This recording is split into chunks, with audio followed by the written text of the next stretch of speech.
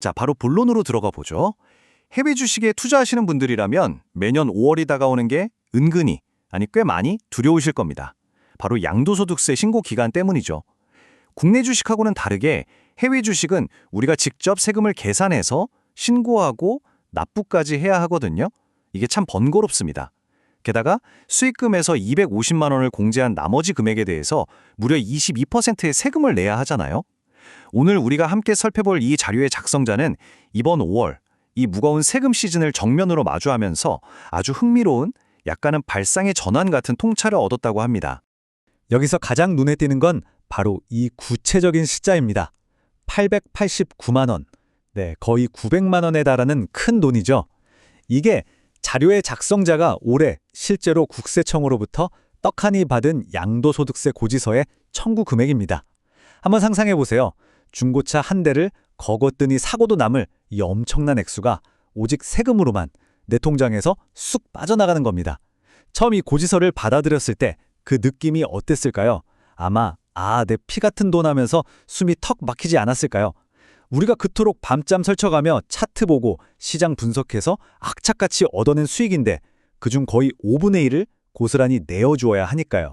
솔직히 이쯤 되면 이런 볼멘 소리가 절로 나오지 않겠습니까? 아니, 세금만 900만 원이라니? 주식으로 돈 버는 게 무슨 죄라도 되나 싶을 정도죠.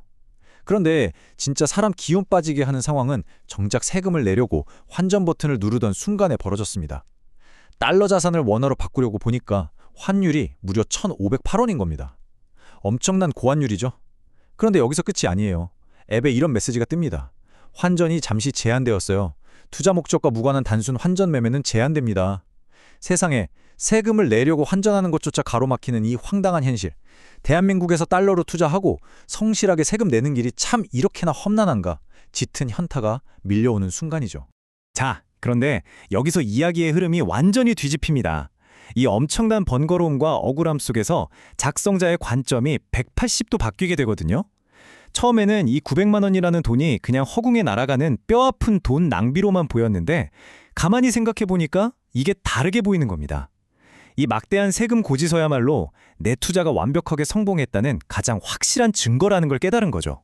왜 그럴까요? 양도소득세는 철저하게 내가 벌어들인 수익에만 비례해서 나오잖아요.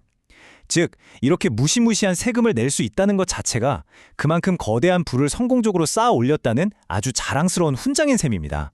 물론 이런 통찰이 하루아침에 뚝딱 하늘에서 떨어진 건 아닙니다.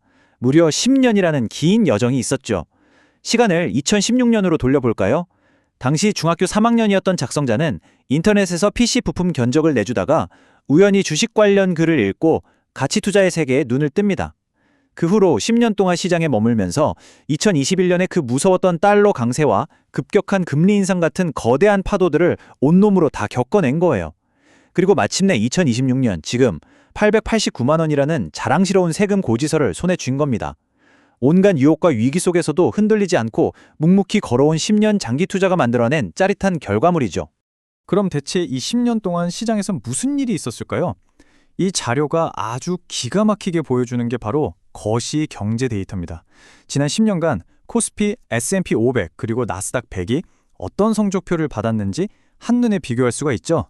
2016년에서 2026년까지 자산이 몇 배나 불어났는지, 연평균 수익률은 얼마나 되는지 쫙 나오거든요. 그냥 딱딱한 숫자들의 나열 같지만요. 이 안에는 자본주의 시장의 거대한 흐름과 장기 투자의 마법이 아주 생생하게 녹아 있습니다. 자, 세 지수가 어떻게 다른 길을 걸어왔는지 우리 하나씩 자세히 뜯어보시죠. 먼저 우리에게 가장 익숙한 코스피입니다. 주식을 이제 막 시작하신 분들을 위해 아주 쉽게 말씀드리자면 코스피는 한국 경제의 온도계라고 생각하시면 됩니다. 삼성전자나 현대차 같은 우리나라 대표 기업들이 얼마나 장사를 잘하고 있는지 보여주는 평균치죠. 앞선 데이터에서 코스피는 10년간 약 3.6배가 올랐습니다. 3.6배면 꽤 훌륭한데 싶으실 텐데 실상은 조금 다릅니다. 코스피는 2024년까지 정말 아주 긴 시간 동안 답답한 박스권에 갇혀 있었어요. 소위 박스피라고 하죠. 최근에야 정부 정책 기대감이나 외국인 자본이 들어오면서 확 뛴 거지 그 기나긴 횡보장을 개인 투자자가 묵묵히 버티며 수익을 내기란 진짜 결코 쉬운 일이 아니었습니다. 그럼 바다 건너 S&P 500을 한번 볼까요? 쉽게 말해 미국의 코스피라고 보시면 됩니다. 미국을 대표하는 우량 기업 500곳의 성적표를 모아놓은 거죠. S&P 500 역시 지난 10년간 3.6배 상승했습니다. 어라, 최종 배율만 보면 코스피랑 똑같잖아요?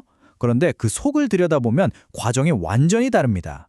S&P 500은 어떤 특정 이슈 때문에 단기적으로 팍 튀어오른 게 아니라 구조적으로 아주 탄탄한 지지를 받으면서 10년 내내 꾸준하게 우상향의 길을 걸어왔습니다. 장기 투자라는 사람 입장에서는 어떨까요? 이렇게 꾸준히 올라주는 시장이 있어야 심리적으로 버티기도 쉽고 복리의 마법도 온전히 누릴 수 있는 겁니다. 그리고 대망의 나스닥 100입니다.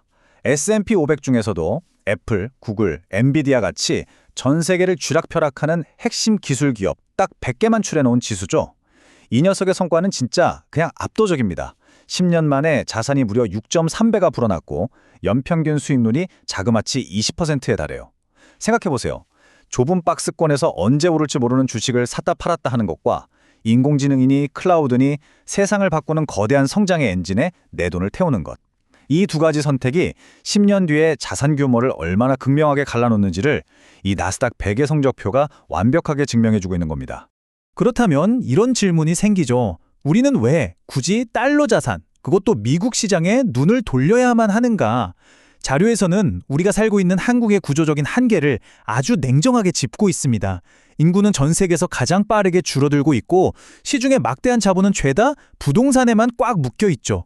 그러다 보니 경제의 미래 성장 동력이 점차 불투명해지고 있는 상황입니다.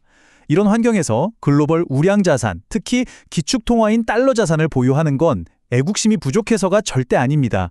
이건 이 차가운 자본주의 현실 속에서 내 자산을 안전하게 지키고 불려나가기 위한 지극히 합리적이고 필수적인 생존 전략인 거예요. 나중에 양도소득세 22%를 기꺼이 당당하게 내거라도 말이죠. 자, 그럼 이렇게 좋은 미국 지수에 대체 어떻게 투자해야 할까요? 예전 방식인 전통적인 펀드, 이거 좀 답답합니다. 하루에 딱 한 번, 그것도 장이 다 끝나야 거래할 수 있고 수수료도 1.5%에서 2%로 은근히 많이 뛰어가거든요. 그런데 이걸 완벽하게 해결한 현대적인 투자 도구가 있습니다. 바로 ETF, 상장지수 펀드죠. 이거 진짜 혁신적입니다. 우리가 삼성전자 주식 사고 팔듯이 스마트폰 앱 켜서 실시간으로 거래할 수 있고요. 수수료도 0.2% 수준으로 엄청나게 쌉니다. 방구석에 앉아서 손가락 클릭 한 번이면 미국 나스닥을 호령하는 100개 기업의 주주가 될 수 있는 아주 기가 막힌 방법인 거죠. 그럼 여기서 이 작성자가 썼던 구체적인 무기가 뭔지 살펴볼까요? 바로 QQQ와 TQQQ입니다. QQQ는 방금 말씀드린 미국 상위 100개 기술 기업의 한 방에 분산 투자하는 효과를 냅니다. 그리고 TQQQ, 이건 나스닥 100 지수가 하루에 움직이는 폭의 딱 3배를 추종하는 레버리지 상품이에요. 자산을 공격적으로 불리기 위한 수단이죠. 하지만 여기서 제일 중요한 포인트가 있습니다. 무슨 개별 종목 하나 잘 찍어서 대박 나게를 바라는 게 아니라는 거예요. 시장 전체의 거대한 흐름을 믿되 구조적인 상승장에서만 매수한다는 아주 철저하고 칼 같은 원칙을 지키는 겁니다.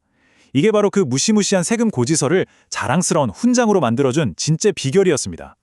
오늘 살펴본 이 모든 분석, 이 긴 여정을 하나로 관통하는 명문장이 있습니다. 이건 꼭 기억하셨으면 좋겠네요. 투자는 빨리 부자 되는 방법이 아닙니다. 시간이 부자로 만들어주는 것입니다. 여러분, 아무리 끝내주는 ETF를 찾고 완벽한 전략을 세웠어도요, 결국 시장이 무너질 때 그 폭락을 견뎌내고 엉덩이를 딱 붙이고 앉아있는 인내심이 없다면 부는 절대 축적되지 않습니다. 10년이라는 세월, 수많은 손절의 위기, 환율이 미친 듯이 널뛰는 상황 속에서도 자기 원칙을 묵묵히 지켜낸 그 절대적인 시간, 결국 그 시간이 이 평범했던 투자자를 진짜 부자로 만들어 주었다는 사실을 우리는 잊지 말아야 합니다. 자, 이제 마지막으로 여러분 스스로에게 한번 질문해 보셨으면 좋겠습니다. 오늘부터 딱 10년 후 우리는 과연 어떤 모습을 하고 있을까요? 여전히 내일 당장 오를 주식을 찾으며 단기 수익에 일희일비하고 있을까요? 아니면 묵직한 장기 투자의 마법을 온전히 누리며 오늘 본 이 투자자처럼 900만 원짜리, 아니 그 이상의 엄청난 양도소득세 고지서를 내 투자 성공의 증명서라며 당당하게 납부하는 승리자가 되어 있을까요? 거대한 세금은 결코 고통이 아니라 눈부신 성공의 결실이라는 점, 오늘 이 통찰이 여러분의 투자 여정에 든든한 나침반이 되기를 바랍니다. 10년 뒤 5월, 여러분 모두가 기분 좋게 세금 폭탄을 맞으시길 응원하면서 오늘 해설은 여기서 마치겠습니다. 지금까지 함께해 주셔서 감사합니다.